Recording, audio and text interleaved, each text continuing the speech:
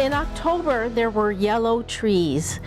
Then the clocks went back the hour, and the long November winds came in and blew and stripped the trees bare. In the town of New Ross, chimneys threw out smoke, which fell away and drifted off in hairy, drawn-out strings before dispersing along the quays, and soon the River Barrow, dark as stout, swelled up with rain. That is the first paragraph of this book called Small Things Like These by Claire Keegan. It's set in 1985 in Ireland. That first paragraph sucked me right in. This is a beautifully written book. It's about 114 pages. You can easily read it in an afternoon. It's set right before Christmas time. I think that if you only read one book this year, make it this one, because Small Things Like These is a beautiful book and worth a large readership. Thanks very much. This is Diane. See you next time. Hi, I'm Patty Pennick, Head of Youth Services at the Goffstown Public Library, and today I have picked, I think, a very special book as my pick of the week. It is called, ready for it, A History of Underwear with Professor Chicken. Now, the title totally drew me in when I first saw this. It made me laugh, but the content didn't disappoint. And in fact, I think, although it is listed as a picture book, a fiction picture book, it actually has some really interesting data and facts about the history of underwear. So if you and yours are interested to find out about underwear, please come to the library and check out this book. Hi everyone, this is Stacy from Teen Services. I want to talk to you about one of my favorite book series. It's a trilogy of books, The Inheritance Game, and the reason I want to talk about it today is because I just started book number 2, The Hawthorne Legacy, and book number 3 is going to be out in August. It's called The Final Gambit, so that will be ending the trilogy. So for everybody who would like to know about it a little bit, it's kind of Knives Out meets Clue. Avery, who's our main character, she sometimes is living with her sister, sometimes living with her in her car, and all of a sudden she gets a windfall of an inheritance from a guy she doesn't even know exists. And she's whisked off to this Texas mansion where she is now found out that she has taken over the inheritance away from the family of Tobias Hawthorne. So there's lots of tricks, lots of clues, and a huge mystery of why he even picked Avery. And if you want to know what it is, you have to read the series. In talking in a recent program about the crisis in the Ukraine, we talked about the number of refugees that are coming from that area, 4 million as of this taping.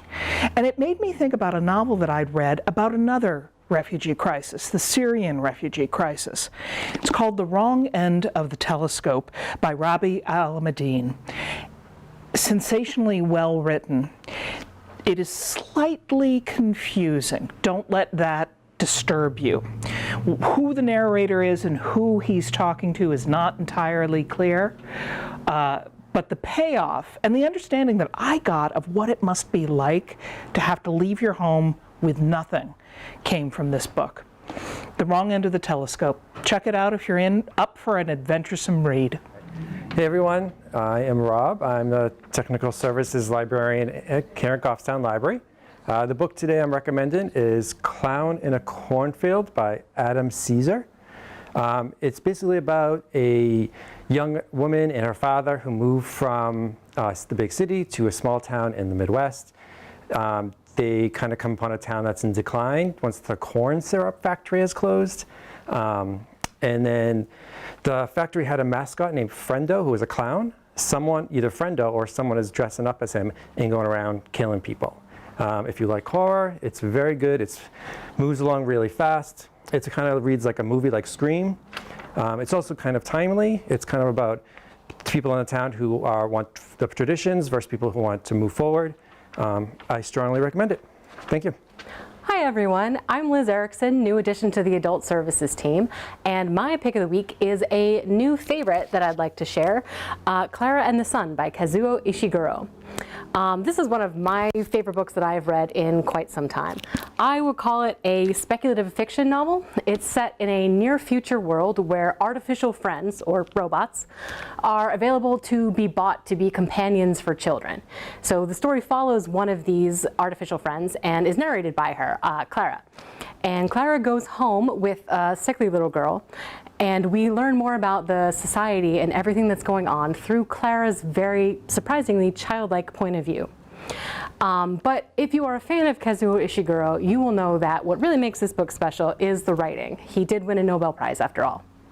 The writing in this book is beautiful. It's lyrical and it's poetic and it's a little bit fairy tale. And what I love most about it is the way that so much goes unsaid.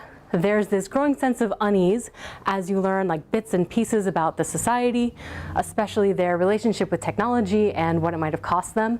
It's kind of reminiscent of his very famous earlier book, Never Let Me Go, sort of growing sense of suspense and not quite knowing what's going on.